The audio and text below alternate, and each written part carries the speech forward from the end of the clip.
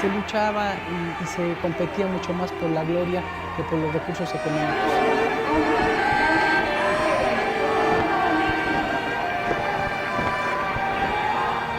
Hola, soy Antonio Rosique. Hoy Vidas Apasionantes nos sumergirá en los valores del movimiento olímpico y particularmente en la historia de un hombre que ha guiado su vida a través de ellos, Daniel Aceves Villagrán, medallista olímpico mexicano en Los Ángeles 1984, abogado, servidor público de carrera, doctor en alta dirección y líder de los medallistas olímpicos de México. Se trata de un hombre que no se conformó con ganar una presea olímpica en lucha grecorromana, sino que se ha esforzado toda su vida por tener más proyectos que recuerdos. Con ustedes, Daniel Aceves Villagrán.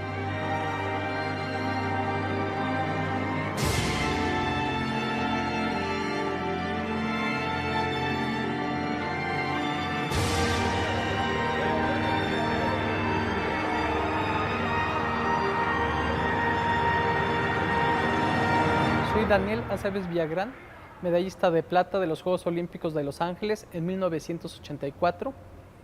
Actualmente soy presidente de Medallistas Olímpicos de México y de Olímpicos Mexicanos.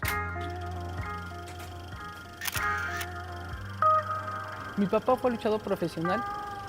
Él luchó con el nombre de Bobby Bonales durante la década de los 40, 50, 60 del siglo pasado. Fue una de las estrellas que participaron en el cartel inaugural de la Arena Coliseo y de la Arena México.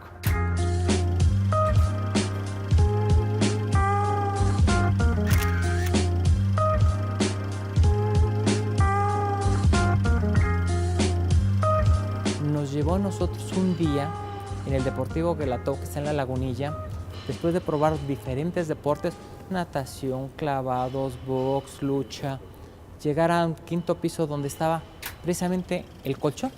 Dijimos, eso está muy fácil, eso lo podemos hacer. Y no quiero contarte que ese día salimos con un ojo morado, una boca rota, un brazo lastimado, y en la noche al llegar con papá, un regaño de él que por qué estábamos haciendo eso, sin haberle avisado.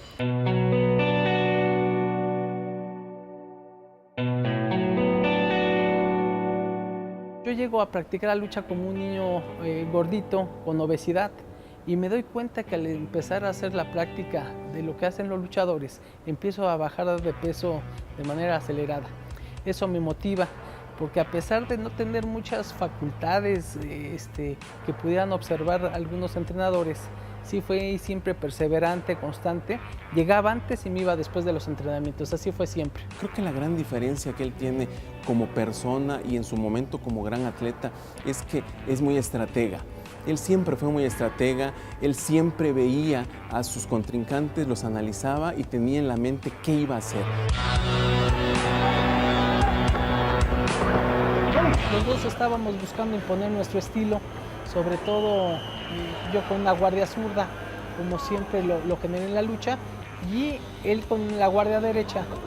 Evidentemente está tratando de buscar un control.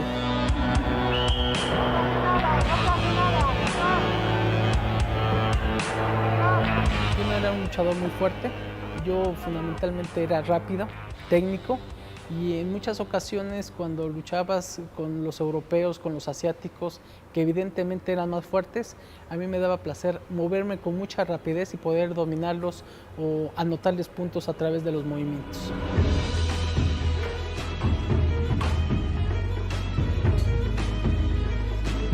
Siempre su mayor rival fue la báscula.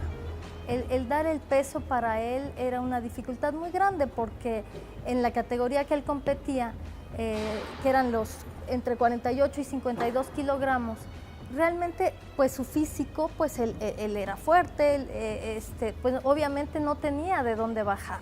Pues era realmente meterse con hules al vapor y estar corriendo y a forma de deshidratarse.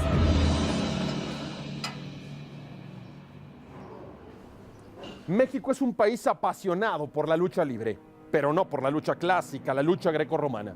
Daniel Aceves es una excepción dentro del deporte mexicano y ostenta la única medalla olímpica que México tiene en este deporte. Pero más allá de su éxito deportivo, Daniel se ha convertido en un líder moral, un elemento ejemplar dentro del movimiento olímpico.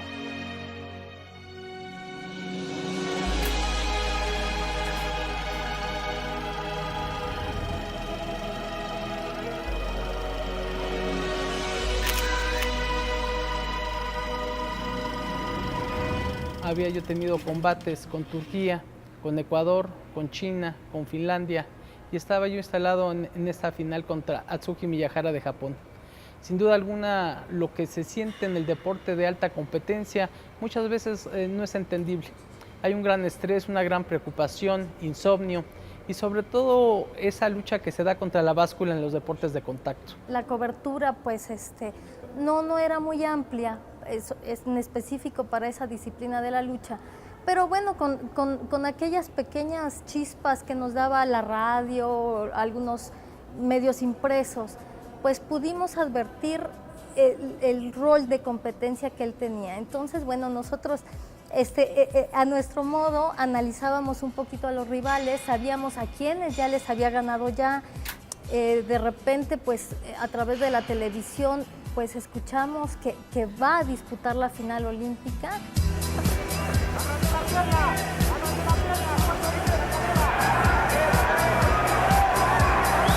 Y es aquí donde él se equivoca, porque en el ánimo de levantarme para realizar una proyección más amplia que le dé más puntos, lo hace equivocadamente y yo puedo contrarrestar precisamente al caer. Le dan puntos y es ahí donde está el toque de espalda. Eso hubiera sido ya el fin No, de la lucha. pues, son más de 14 segundos que se está dando el toque de espalda. Ahí está, evidentemente. Ese es el final de la lucha. Y con eso, evidentemente, se impide que se hubiera dado la medalla de oro en ese momento.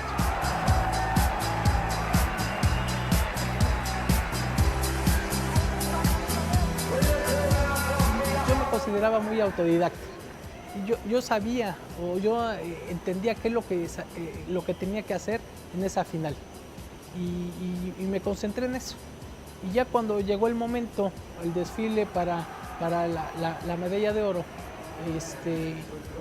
ingresé al colchón y yo sabía que el japonés pues tenía una serie de técnicas, era el campeón mundial de ese año. Tenía él evidentemente las posibilidades de sentirse favorito, a pesar que yo había luchado con él algunos meses antes en un abierto de Estados Unidos y yo ya le había ganado. Estando en uno de los aeropuertos en Estados Unidos, tomamos una revista de estos Sports Illustrated, en donde él lo catalogaban en cuarto lugar y nos sorprendió mucho ver cómo ya en el mundo ya traían estas conjugaciones de posibles resultados. Esta fue la primera medalla después de toda la delegación. Fue la medalla número 31 en la historia de México. Era la primera medalla que caía en Los Ángeles el 2 de agosto. ¿Era la primera semana o la segunda? Era ya la segunda semana, sí, porque la inauguración fue el día 27-28, es decir, ya habían corrido varios días, ya había muchas críticas sobre la delegación mexicana que no obtenía ninguna presea. Me sentí evidentemente triste porque sabía y viví que había ganado el combate, me sentía muy feliz por ser medallista olímpico, me sentía muy recompensado por todo aquello que se había pasado. Siento que hubo un gran favoritismo para el japonés. Evidentemente, yo creo que podría estar fundamentado en que era el campeón mundial, en que son luchadores conocidos más que nosotros a nivel internacional. Y al final del encuentro, pues hay pasividad por parte del japonés. Se manda con la sanción de que se ponga en 4 puntos. Y ahí es donde se va diluyendo el encuentro, ante la imposibilidad ya de poder tener la fuerza necesaria para hacer el volteo. Sin duda alguna fue una medalla que trascendió de manera latinoamericana y de manera mexicana, porque era una medalla muy importante que se tenía, y de hecho hasta la fecha yo creo que pasarán muchos años, y no es que, bueno, no sé más adelante cómo sea la parte atlética para competir en lucha, pero hasta hoy es una medalla que ha trascendido y que trascenderá. Y cuando en la premiación la voz femenina que anunciaba a los medallistas dijo en español, inglés y francés que era la primera vez en la historia de la lucha mexicana y que un hispanoparlante ganaba una medalla en lucha grecorromana, algo que yo no sabía, que desconocía, me halagó mucho y me hizo sentir muy agradecido con la vida.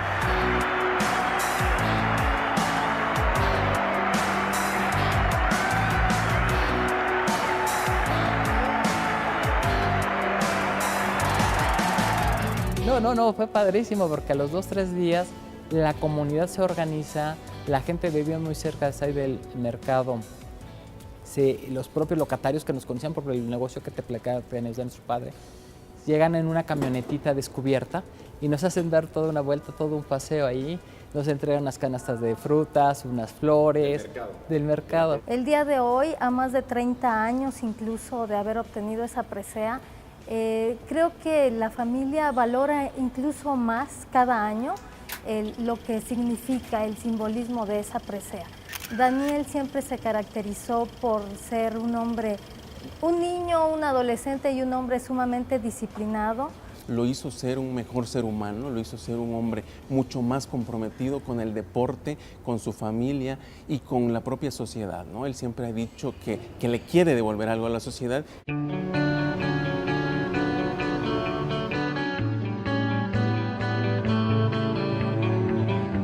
Yo he insistido que nosotros tenemos que actuar con una gratitud permanente, no pensando en la obtención única y exclusiva de privilegios, sino cómo le regresamos a la sociedad la posibilidad de habernos permitido representar a nuestro país y ganar una o más medallas olímpicas, como son algunos casos. Él siempre sabe que siempre hay metas por conseguir en lo personal, en lo profesional, en lo deportivo. Entonces, él siempre se va imponiendo, no se queda atrás, no se queda en el pasado. Creo que es muy importante que los medallistas olímpicos y paralímpicos tengan acceso a un aseguramiento que permita que cuando haya un incidente, un accidente, una emergencia, no se pierda la vida, la salud y el patrimonio familiar.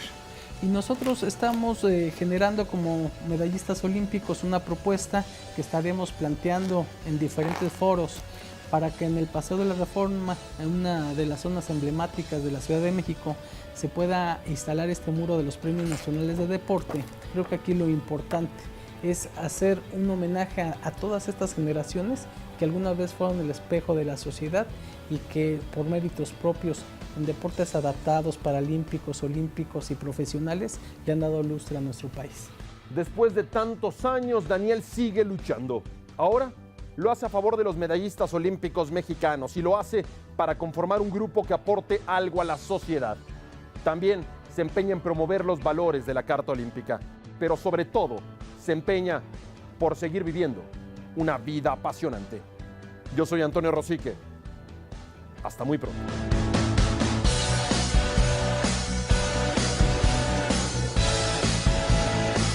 Estoy en un lugar sagrado para mí, la sede del Comité Olímpico Mexicano, y como lo he referido en alguna ocasión, yo he hecho la petición personal, familiar y pública de que parte de mis cenizas descansen precisamente en este lugar. Hasta que eres medallista olímpico comprendes que vas a vivir y vas a morir de manera diferente.